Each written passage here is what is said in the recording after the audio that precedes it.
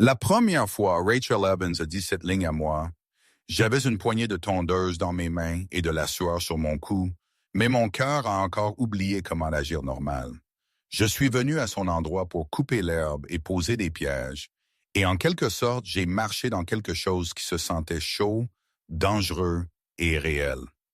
Mon nom est Alex Morgan. J'ai 24 ans, né et élevé juste en dehors de Columbus, Ohio, dans une petite ville où les gens agitent encore de leurs poches et parlent de vos parents comme s'ils les connaissaient.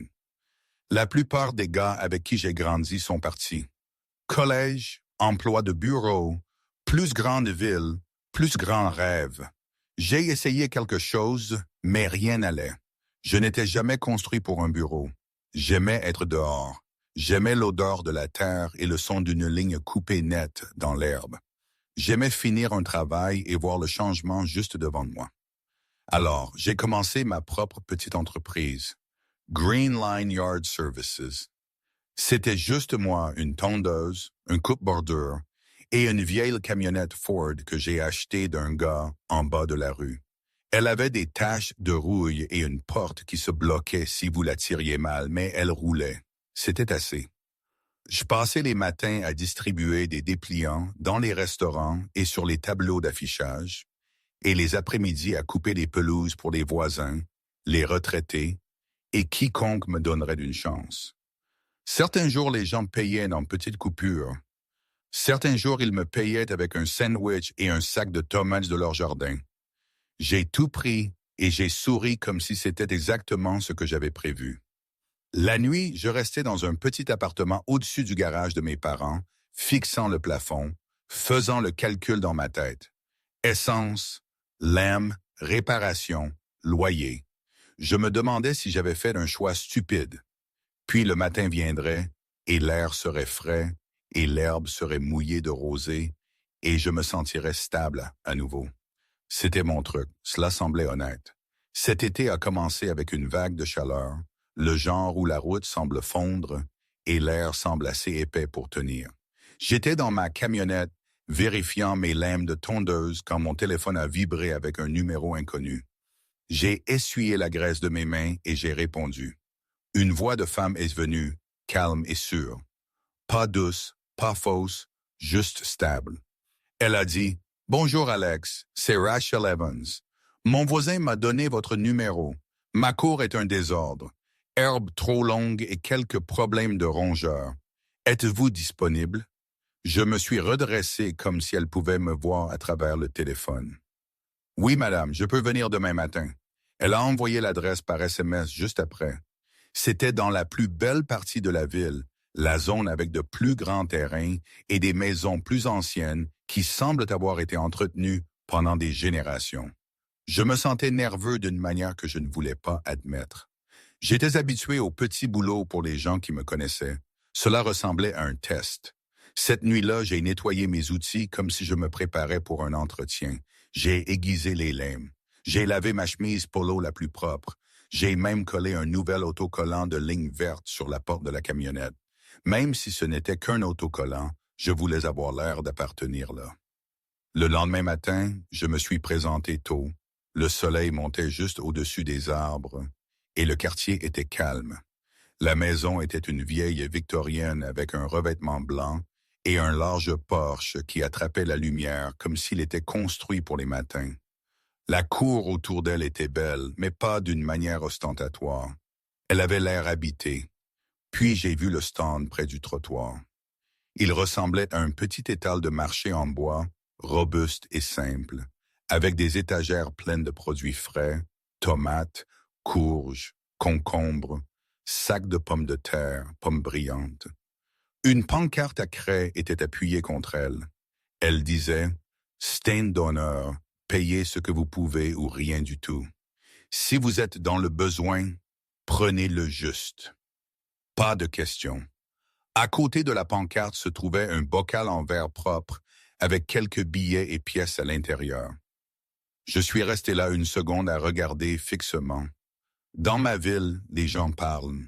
Les gens jugent, mais cette pancarte était audacieuse, comme si celui qui l'avait faite ne se souciait pas de ce que quiconque pensait.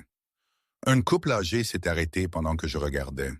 La femme a choisi 2 tomates et un bouquet de légumes verts, puis a laissé tomber des pièces dans le bocal avec un sourire. L'homme a griffonné quelque chose sur un morceau de papier et l'a glissé à l'intérieur. Une note de remerciement, j'ai deviné. Ma poitrine se sentait étrange, comme de la chaleur mélangée à de la curiosité. Puis la porte d'entrée s'est ouverte. Rachel Evans est montée sur le porche et a commencé à marcher vers moi comme si elle avait un but. Elle avait le début de la quarantaine, grande avec des cheveux bruns attachés lâchement et des yeux qui étaient vifs mais gentils. Elle portait un jean et un t-shirt délavé. Pas de bijoux qui se démarquaient, rien de fantaisiste. Mais elle avait une confiance tranquille qui faisait que toute la cour semblait lui appartenir. Elle a salué. « Vous devez être Alex. » Je me suis approché et lui ai serré la main. Sa poignée était ferme, comme si elle le pensait. « Oui, enchanté de vous rencontrer, mademoiselle Evans. » Elle a souri comme si elle entendait ça souvent et ne l'aimait pas. « Appelez-moi Rachel. Venez, je vais vous montrer l'arrière-cour. » Elle m'a conduit sur le côté de la maison et quand je suis entré là, j'ai presque arrêté de marcher. Ce n'était pas juste une cour, c'était un jardin qui semblait nourrir des gens. Pommières lourdes de fruits, rangées de légumes, plantes de tomates grimpant leurs supports, carottes et betteraves, et courgettes et lignenettes. C'était beau d'une manière travaillée, mais elle avait raison à propos des problèmes. L'herbe était à hauteur de genoux par endroits. Les mauvaises herbes rampaient dans les plates-bandes et près des racines, je voyais des trous et de la terre perturbée qui semblaient que des rongeurs avaient creusé pour s'amuser. Rachel a jeté un coup d'œil à mon visage et a hoché la tête comme si elle savait ce que je pensais. « J'ai les mains pleines avec le stand devant, » dit-elle. « Je cultive la plupart moi-même. Les gens s'arrêtent toute la journée. Certains payent, certains non. Je ne pose pas de questions. J'ai regardé en arrière vers l'avant où le bocal était au soleil. « Ça ne vous dérange pas? » Elle a donné un petit rire, doux mais pas embarrassé. Si quelqu'un prend de la nourriture sans payer, ils en ont probablement plus besoin que moi de l'argent. J'ai été dans des situations difficiles.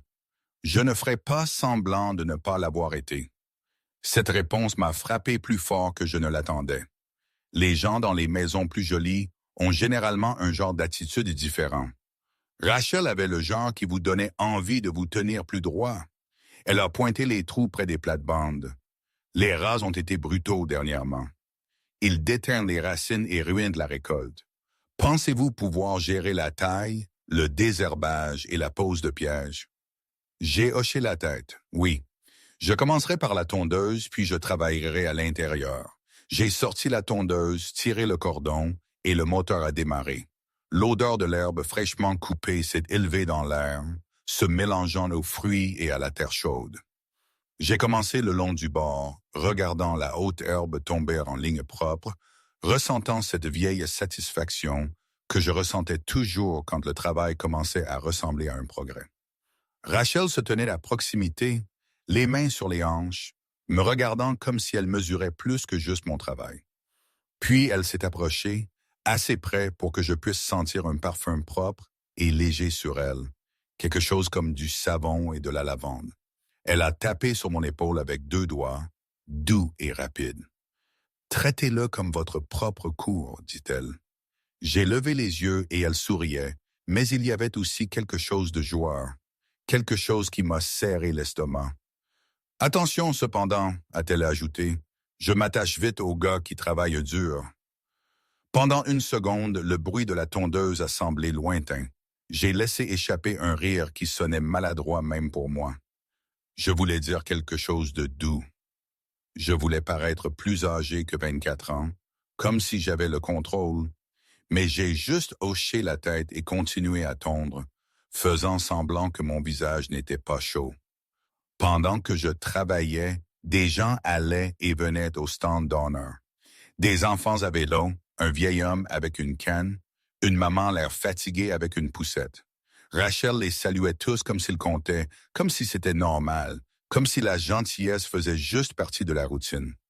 Au moment où j'ai rangé, ma chemise était trempée et mes bras me faisaient mal, Mais je ne me sentais pas fatigué de la manière habituelle. Je me sentais éveillé. Rachel m'a raccompagné à l'allée et m'a remercié comme si elle le pensait. Quand je suis monté dans ma camionnette, j'ai jeté un dernier coup d'œil à la lumière du Porsche s'allumant et au stand brillant doucement près du trottoir. En partant, j'aurais dû sentir que c'était juste un autre travail. Au lieu de cela, je me sentais comme si j'avais été invité dans quelque chose que je ne comprenais pas encore, et je ne pouvais pas arrêter de penser à sa voix, ses yeux, et cet avertissement qu'elle m'avait donné comme si c'était une blague. Attention, j'avais le sentiment que j'étais déjà en difficulté. Après ce premier jour, je me suis dit que Rachel Evans n'était qu'une cliente. Une bonne, bien sûr. Un peu différente de la plupart, mais toujours une cliente. Cette idée a duré environ 3 jours. À la fin de la semaine, j'étais de retour chez elle avant que le soleil n'ait complètement dissipé la brume matinale. Puis à nouveau 2 jours plus tard, puis à nouveau la semaine suivante. Cela a commencé avec le travail. L'herbe avait besoin de coupe régulière. Les plates-bandes avaient besoin de désherbage. Et le problème de rongeurs ne disparaissait pas. Mais si je suis honnête, la vraie raison était Rachel elle-même. Sa cour avait une attraction, comme si tout l'endroit respirait d'une manière calme que je ne trouvais nulle part ailleurs. Rachel semblait toujours savoir quand j'arriverais. Parfois, elle me rencontrait aux marches du porche avec une tasse dans sa main et 1 seconde en attente, comme si elle avait déjà décidé que je resterais pour le café avant même que je demande. « Comment va la camionnette ?» disait-elle, appuyée contre la rampe du Porsche, comme si elle avait tout le temps du monde. « Elle est toujours vivante », je répondais, et elle riait comme si cela importait. Puis nous marchions la cour ensemble.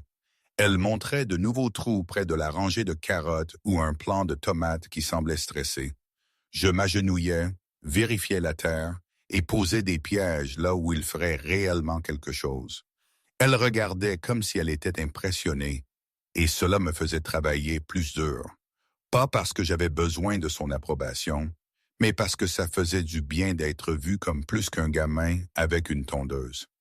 Son jardin n'était pas comme les pelouses soignées que je faisais pour d'autres clients. C'était tout pour avoir l'air parfait pour les voisins. Le jardin de Rachel était à propos de nourrir les gens. Chaque plante avait un but. Chaque rangée signifiait quelque chose. C'était désordonné de la meilleure façon, plein de vie et de croissance et de petites surprises. Certains matins, elle m'enseignait des choses pendant que je travaillais. Elle me montrait comment repérer la différence entre les mauvaises herbes qui devaient être arrachées et les légumes verts sauvages qui pouvaient en fait être utiles. Elle expliquait comment la rotation des cultures gardait le sol sain. Ou elle parlait du sol comme si c'était une chose vivante, pas juste de la terre. « Vous avez un bon œil », dit-elle un matin, pendant que j'attachais des vignes de tomates avec de la ficelle. « La plupart des gars de votre âge ne remarquent pas les détails. Ils se dépêchent et partent. » J'ai haussé les épaules, agissant avec désinvolture, mais ces mots m'ont frappé profondément. J'étais habitué à être le gars dont des gens attendaient très peu. Rachel me parlait comme si j'avais de la valeur. Le stand d'honneur devant est devenu partie de ma journée aussi. J'étais dans la cour à tailler des buissons ou à épandre du paillis, et j'entendais une portière de voiture se fermer. Je levais les yeux et voyais quelqu'un au stand cueillir de la nourriture avec un respect tranquille. Il y avait une maman que je voyais souvent poussant une poussette avec un bambin qui essayait toujours d'attraper des pommes. Elle laissait quelques dollars la plupart des jours, mais parfois elle prenait juste ce dont elle avait besoin et avait l'air soulagée. Rachel ne la regardait jamais avec suspicion. Elle a juste salué et demandé comment elle allait. Puis il y avait Madame Mary Thompson, une veuve âgée aux cheveux argentés et une marche lente. Elle venait presque tous les matins vers 9 heures. 2 carottes, une pomme et une poignée de légumes verts comme si c'était sa routine. Elle plaçait une seule pièce de 10 cents dans le bocal avec des mains prudentes comme si cette pièce de 10 cents était importante. Un jour, elle m'a vu réinitialiser un piège près de la clôture et a appelé « Jeune homme », je me suis approché, essuyant la sueur de mon front. Elle m'a regardé de haut en bas, puis a hoché la tête. « Vous faites du bon travail là-bas. Rachel a un cœur plus grand que cette ville. » Ne laissez pas les rats gagner. J'ai souri. Je ne le ferai pas. Un autre jour, un enfant à vélo est arrivé rapidement et fixé la courge comme si c'était un trésor et en a attrapé une petite. Au lieu d'argent, il a fourré un dessin froissé dans le bocal. Un jardin de bonne-chum allumette avec un énorme soleil au-dessus. Il a crié « Merci », puis est parti comme si quelqu'un pouvait l'arrêter. Rachel a trouvé le dessin plus tard et l'a tenu comme s'il importait autant que 100 $. Elle n'a pas dit grand-chose, mais j'ai vu ses yeux s'adoucir. Après le travail, Rachel a commencé à m'inviter à m'asseoir sur le porche. Ce n'était pas chic, juste une balançoire, 2 chaises et une petite table avec de la peinture écaillée, mais cela semblait paisible. Elle préparait du thé glacé au citron et nous nous asseyions pendant que le soleil tombait et que la cour se rafraîchissait. Au début, nous parlions de petites choses, mon entreprise, son jardin, la meilleure façon de garder les lapins hors de la laitue. Mais lentement, les conversations sont devenues plus personnelles, comme si nous marchions vers quelque chose que ni l'un ni l'autre ne voulait nommer trop vite. Un après-midi, elle a regardé les arbres comme si elle observait un vieux souvenir. « J'ai été divorcée pendant 10 ans, dit-elle, comme si c'était un fait dont elle avait cessé d'avoir honte. Mon ex est parti pour quelqu'un de plus jeune, a pris la moitié de ce que nous avions, et je me suis retrouvée avec cette maison et beaucoup de silence. Je ne savais pas quoi dire. Je n'avais jamais été mariée. Je n'avais jamais eu quelqu'un démonter une vie comme ça. Alors, j'ai juste écouté. » Rachel a pris une gorgée de thé, puis a laissé échapper un lent soupir. « Je pensais que ma vie était finie à 35 ans. Pas d'enfants, pas de famille proche. Le jardin m'a sauvée, planté des choses, les regarder grandir, donner de la nourriture, ça m'a rappelé que je comptais encore. J'ai senti quelque chose se serrer dans ma poitrine. Vous comptez vraiment. » Elle a jeté un coup d'œil à moi, et le regard qu'elle a donné était silencieux mais lourd, comme si elle entendait plus dans ma voix que mes mots. Je lui ai parlé de mes propres inquiétudes, de comment parfois je restais éveillé dans ce petit appartement au-dessus du garage de mes parents, me demandant si j'échouerais, me demandant si j'aurais dû choisir quelque chose de plus sûr comme tout le monde. Rachel s'est penchée en avant, les coudes sur les genoux. « Alex, les échelles ne sont pas pour tout le monde. Certaines personnes construisent des racines à la place. Vous construisez quelque chose de réel. Ne laissez personne vous faire sentir petit pour ça. » Personne ne m'avait jamais parlé comme ça. Pas mes amis, pas mes parents, pas même moi. Un après-midi pluvieux quelques semaines plus tard est rendu tout encore plus proche. J'étais à mi-chemin de la taille quand le ciel s'est fendu, déversant de l'eau comme un seau. La cour s'est transformée en boue rapidement. J'ai couru vers le porche, mais les outils étaient toujours dehors. La bâche du stand d'honneur claquait et le vent devenait méchant. Rachel est sortie avec un parapluie, têtue comme jamais. « Nous ne laisserons pas le stand être détruit, » dit-elle. Nous avons couru autour de la cour ensemble, essayant de couvrir l'équipement, de sécuriser la bâche et d'empêcher les produits de tremper. Nous rions, trempés, les cheveux collés à nos visages, et cela semblait étrangement parfait, comme un moment d'une vie que je ne savais pas que je voulais. Quand nous sommes finalement entrés, Rachel m'a tendu une serviette du couloir. Nos yeux se sont rencontrés et l'air entre nous semblait trop chaud pour un jour de pluie. « La plupart des gens auraient abandonné, dit-elle. J'ai frotté mes cheveux secs, essayant de paraître normal. Je ne suis pas la plupart des gens. » Elle a souri de cette manière lente qui a fait trébucher mes pensées. « Non, dit-elle doucement, vous ne l'êtes pas. » Après cela, j'ai commencé à remarquer des choses que j'essayais de ne pas remarquer. Comment elle essuyait la saleté de sa joue sans réfléchir. Comment elle plaçait ses cheveux derrière son oreille quand elle était concentrée. Comment son rire rendait tout le porche plus léger. J'ai aussi commencé à remarquer le quartier. Tout le monde ne saluait pas.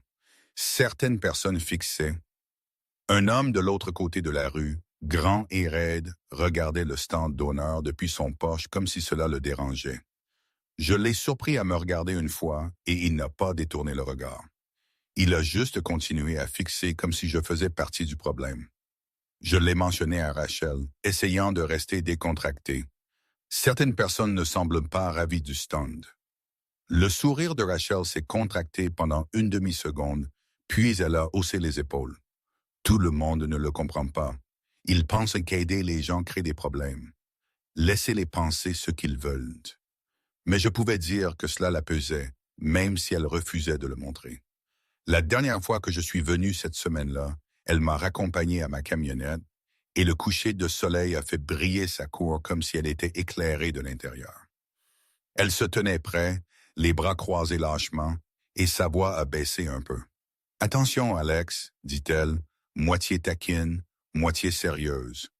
Vous continuez à vous montrer comme ça, et je vais commencer à penser que vous restez pour plus que le travail. » Ma bouche est devenue sèche. J'ai forcé un rire, mais il est sorti plus doux que je ne le voulais. Peut-être que oui. Ses yeux ont tenu les miens un peu trop longtemps, et pendant une seconde, on aurait dit que nous étions au bord de quelque chose. Cette nuit-là, je suis rentré et je n'arrêtais pas de me repasser ces mots. Pas parce qu'ils étaient un jouet, mais parce qu'une partie de moi voulait qu'ils soient vrais. Quelques jours plus tard, début juillet, je me suis réveillé avant mon réveil. L'air était déjà lourd de chaleur. J'ai chargé la camionnette avec des pièges supplémentaires, un sac frais de paille-lise et mon thermos à café. Je ne sais pas pourquoi, mais m'a aidé. Comme je me sentais agité, comme si quelque chose arrivait. Alors que je conduisais vers la maison de Rachel, la radio jouait une lente chanson country et le ciel semblait trop lumineux pour à quel point je me sentais mal à l'aise. J'ai tourné dans sa rue et la première chose que j'ai vue m'a noué l'estomac. Le stand d'honneur semblait étrange depuis le trottoir, tordu, comme s'il avait été frappé, et mon pied a lâché l'accélérateur sans même que j'y pense. Je me suis garé si vite que mes pneus ont craqué le gravier comme si j'étais en colère contre le sol. Plus je m'approchais, plus ça avait l'air mauvais. La pancarte à craie était maculée. Une des étagères penchait comme si les vis avaient été arrachées. Le bocal en verre avait disparu. Puis j'ai vu la cour. Des plantes de tomates étaient arrachées comme si quelqu'un les avait pris par la gorge. Des vignes gisaient tordues dans la boue. Les feuilles de concombre étaient piétinées à plat. Les pièges que j'avais posés étaient brisés et jetés de côté. Une section de la clôture avait un trou assez grand pour qu'une personne puisse passer. Je suis resté là à fixer. Mes mains tremblaient. Ce n'était pas juste des dégâts. C'était de la haine.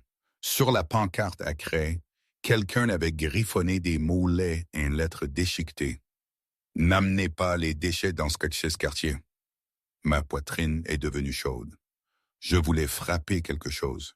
Je voulais trouver quiconque l'avait fait et les faire me regarder dans les yeux pendant que je demandais pourquoi. Puis j'ai vu Rachel. Elle était agenouillée dans la terre comme si elle avait été là toute la nuit. Elle tenait une tige de tomate cassée dans sa main, la fixant comme si elle ne pouvait pas faire accepter à son esprit ce que ses yeux voyaient. Son visage était pâle, ses yeux étaient rouges, mais elle ne pleurait pas. Ça faisait presque plus mal. Elle ressemblait à quelqu'un qui avait déjà pleuré et n'avait plus de larmes. Je marchais vers elle lentement comme si des pas bruyants la briseraient. « Rachel », j'ai dit. Elle a levé les yeux quand elle a entendu ma voix. Pendant une demi-seconde, quelque chose s'est adouci dans ses yeux, comme si me voir lui rappelait qu'elle n'était pas seule. Puis elle a détourné le regard. « Alex », dit-elle doucement, « je ne vous ai pas appelé. Vous ne devriez pas avoir à voir ça. » J'ai laissé tomber mes outils et me suis accroupi à côté d'elle. Le sol sentait mauvais, comme de la terre qui avait été déchirée au lieu d'être entretenue. « Que s'est-il passé ?» j'ai demandé, même si je connaissais déjà la réponse. Elle a dégluti difficilement. « La nuit dernière, quelqu'un est venu après la tombée de la nuit. Je l'ai trouvé ce matin. Les voisins d'en face se plaignaient depuis des semaines. Ils pensent que le stand attire les mauvaises personnes. Ils disent que cela donne une mauvaise image à la rue. J'ai senti ma mâchoire se serrer. Quelqu'un vous a-t-il menacé? » Rachel a hoché la tête une fois, à peine. Un homme s'est arrêté il y a quelques jours. Il ne l'a pas dit directement, mais il a été clair. Fermez-le ou les choses deviendront difficiles. Je ne pensais pas qu'il irait aussi loin. J'ai regardé autour, la rage montant. J'ai pensé à l'homme raide que j'avais vu regarder d'en face, celui qui me fixait comme si je n'y avais pas ma place.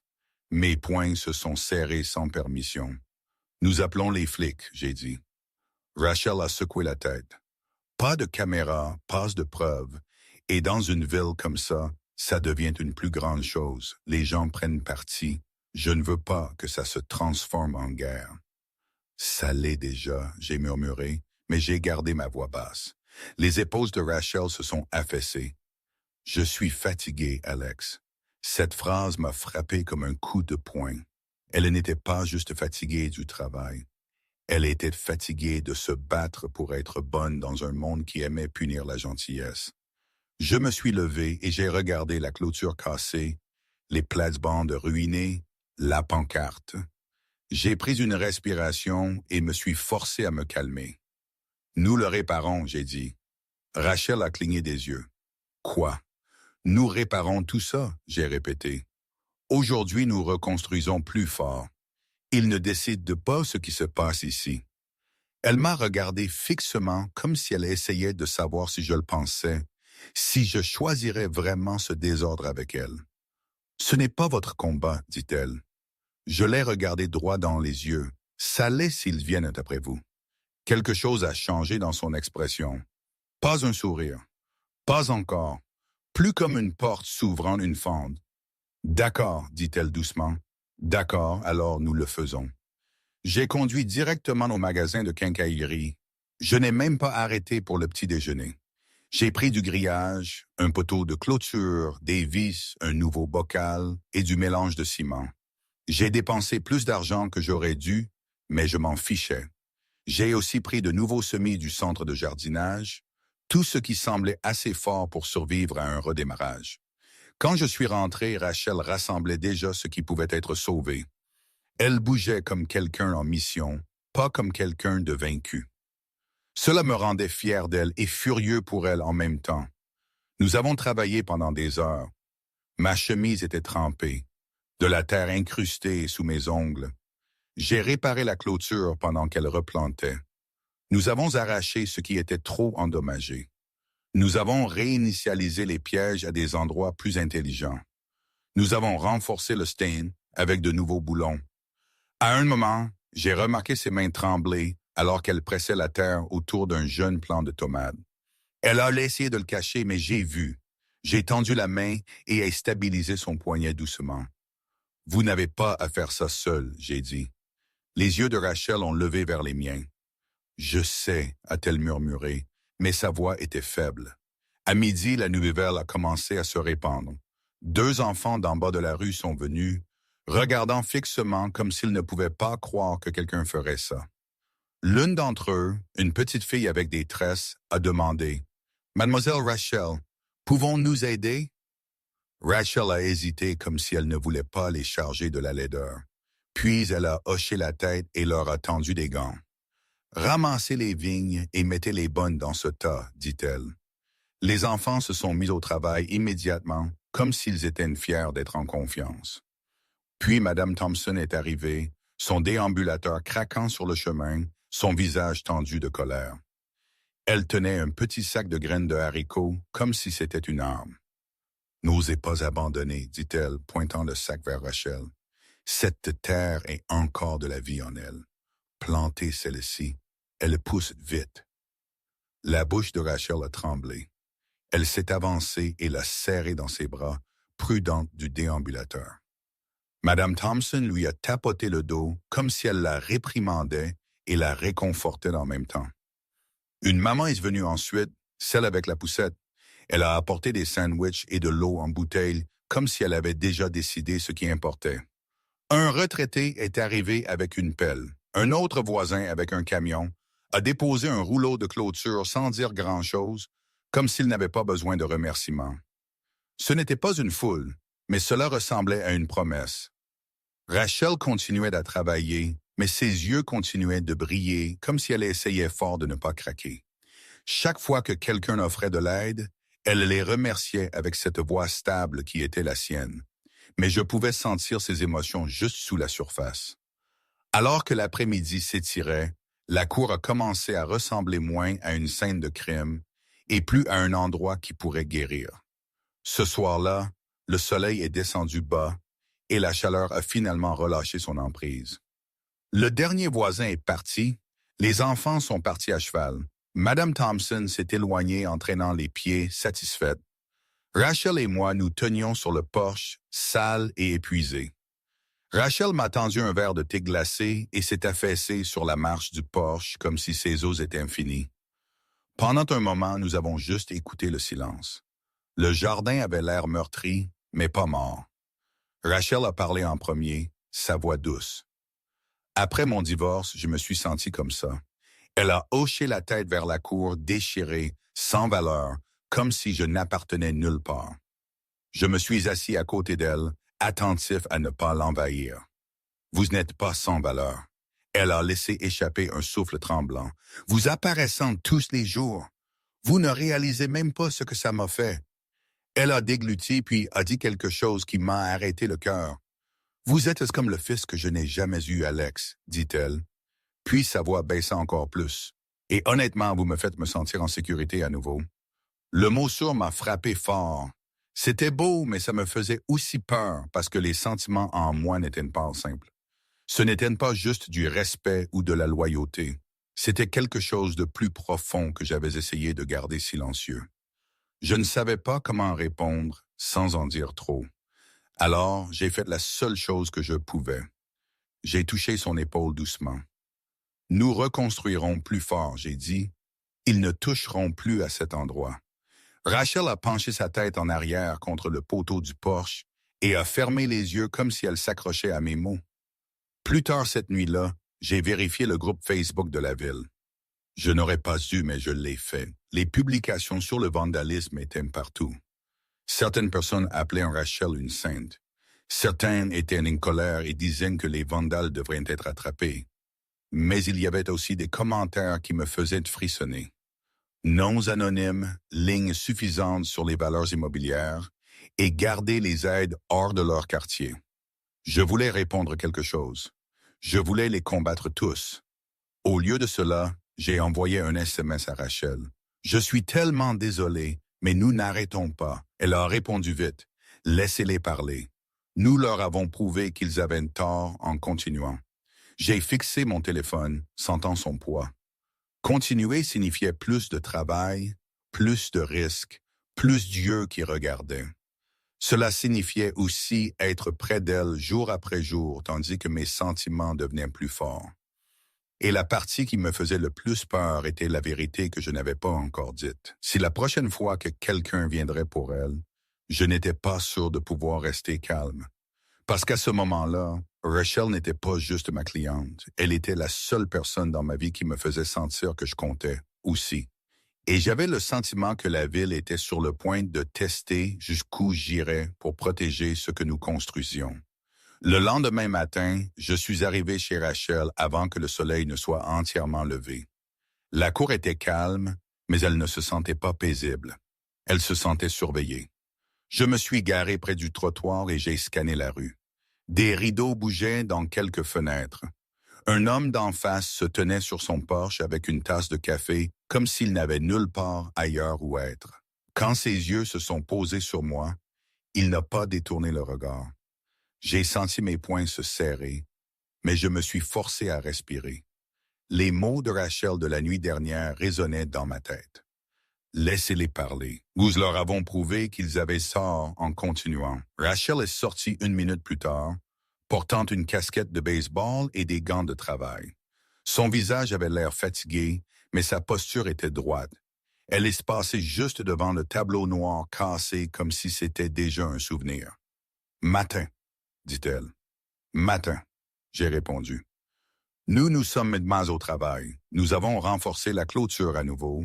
J'ai installé un fil plus lourd près des plates-bandes et ajouté de petits piquets là où des plantes avaient été arrachées. Rachel a nettoyé le stand et a écrit une nouvelle pancarte à la craie fraîche. Son écriture était nette et calme. Toujours ici, toujours partageant, toujours grandissant. Cette pancarte m'a frappé en pleine poitrine. Ce n'était pas une menace, c'était une promesse. Au milieu de la matinée,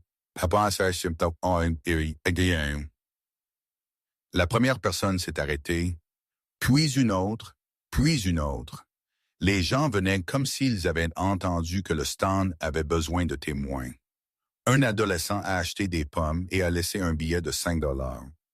Un jeune couple a pris un sac de pommes de terre et a laissé une note manuscrite qui disait « N'abandonnez pas ». Madame Thompson est arrivée comme elle le faisait toujours. 2 carottes, une pomme, des légumes verts et sa pièce de 10 cents. Cette fois-ci, elle a ajouté une seconde pièce de 10 cents et a donné à Rachel un regard qui disait « Je défie quiconque de vous arrêter ». Rachel a souri, mais j'ai vu les larmes menacées à nouveau. Autour de midi, quelque chose a changé. Un pick-up a roulé lentement dans la rue et s'est garé à 2 maisons de là. 2 femmes sont sorties, bien habillées, lunettes de soleil. Elles ne sont pas venues acheter des produits. Elles sont venues fixer.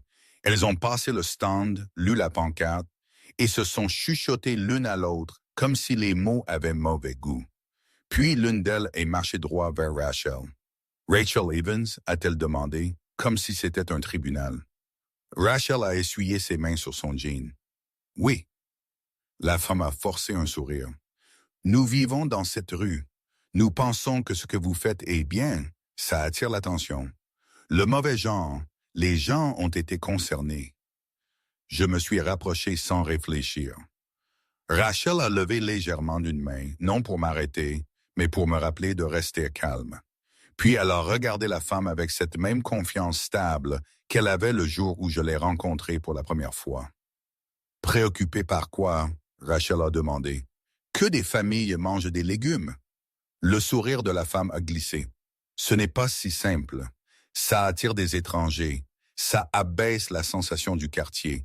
Et après ce qui s'est passé, peut-être que c'est un signe que vous devriez arrêter. » Mon sang est devenu chaud. J'ai ouvert ma bouche, prête à dire quelque chose que je ne pouvais pas reprendre. Rachel a parlé en premier. Ce qui s'est passé est un signe que quelqu'un pense qu'il peut intimider la gentillesse hors d'un endroit. Je n'arrête pas. Et si vous n'aimez pas voir les gens s'entraider, vous êtes libre de regarder ailleurs. La deuxième femme a reniflé. Vous êtes dramatique. Les yeux de Rachel se sont aiguisés. Non, je suis clair. Les femmes se sont retournées et sont parties, les visages serrés. Elles n'ont pas claqué de porte ni crié. Elles n'avaient pas besoin d'eux.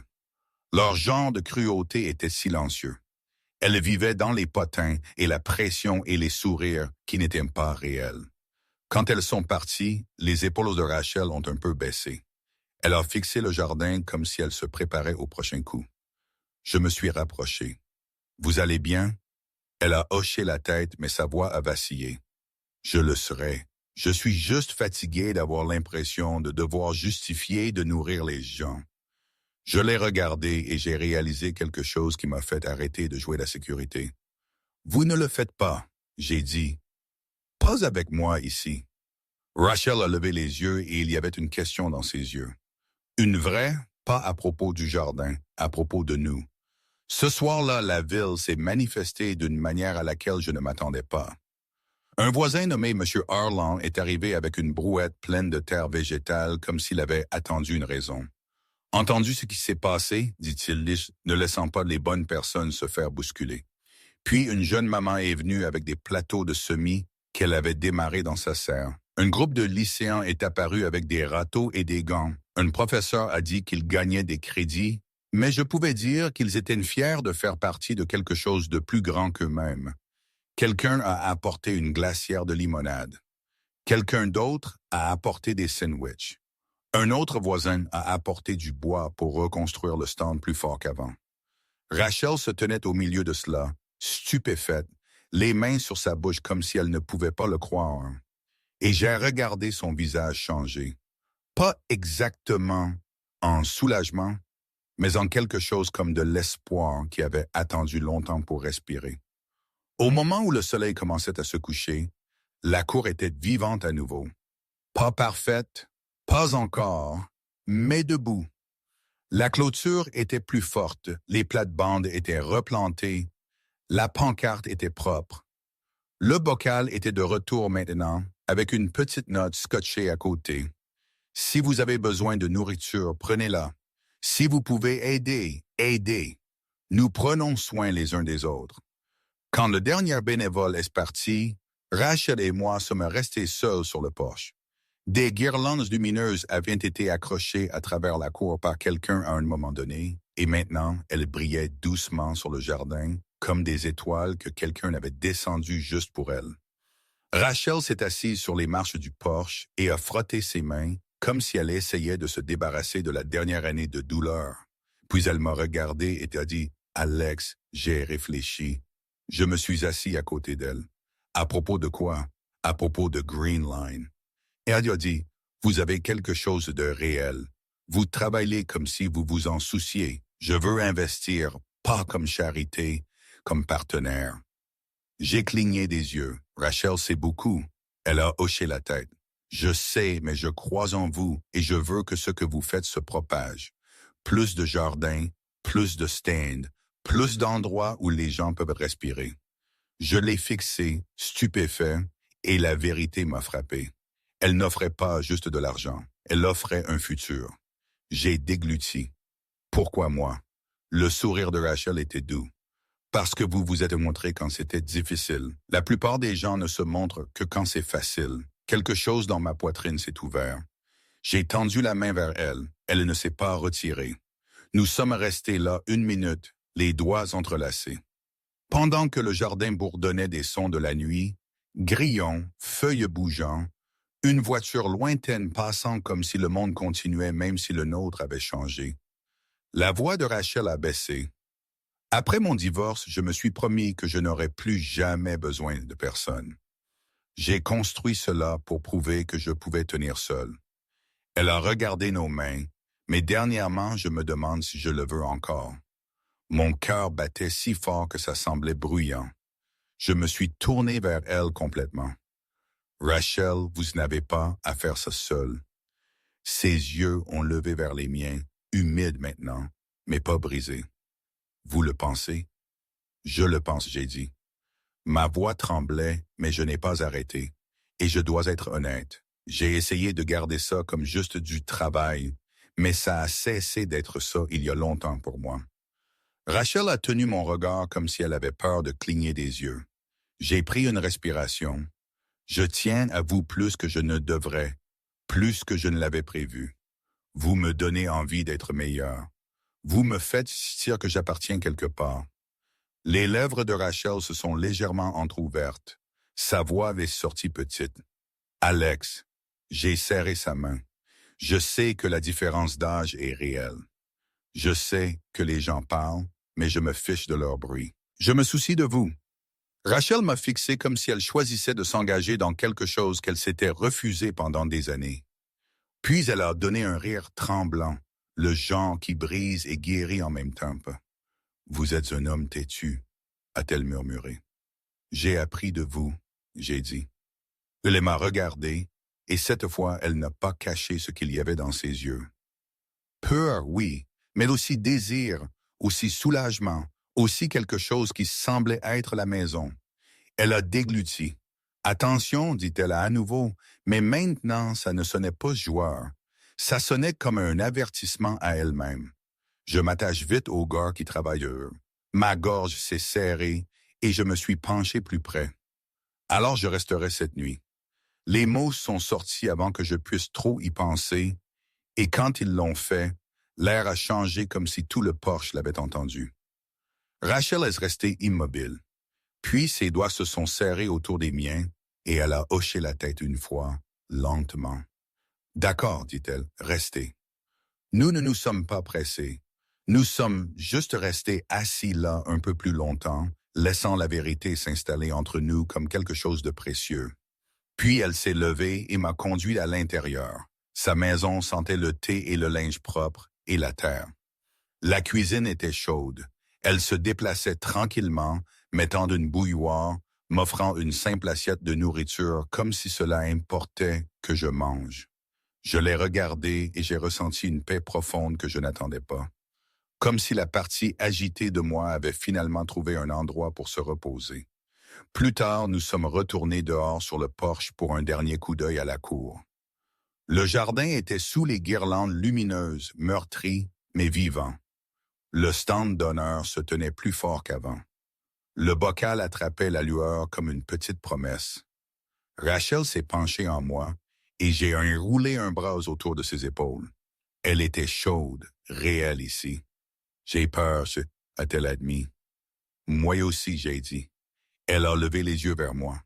Pourquoi? Parce que je ne veux pas perdre ça, j'ai dit. Je ne veux pas vous perdre.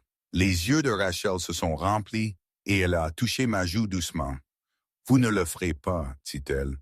Pas si nous continuons à nous montrer. Je l'ai embrassé alors, doux et stable. Pas comme un film, pas comme une fantaisie, mais comme quelque chose de gagné, comme planter quelque chose et attendre que ça pousse. Le lendemain matin, je me suis réveillé sur son canapé avec une couverture sur moi et l'odeur de café flottant à travers la maison. Je suis monté sur le porche et Rachel était déjà dehors, arrosant les nouveaux semis comme si plus rien ne pouvait l'effrayer. Elle a jeté un coup d'œil en arrière et a souri. « Matin, Alex. » Je me suis approché derrière elle, j'ai pris l'arrosoir une seconde et je l'ai embrassé sur la tempe. « Matin, j'ai dit. Je ne vais nulle part. » Dehors, près du trottoir, le stand d'honneur recevait déjà son premier visiteur de la journée. Et pour la première fois depuis que j'ai commencé Green Line, j'ai réalisé que mon entreprise n'était pas la seule chose qui grandissait. Ma vie aussi, mon cœur aussi. Et debout là, avec Rachel, regardant le quartier se réveiller autour d'un jardin qui refusait de mourir, je savais exactement ce que je voulais. Je voulais continuer à construire des racines avec elle saison après saison. Peu importe qui essayait de les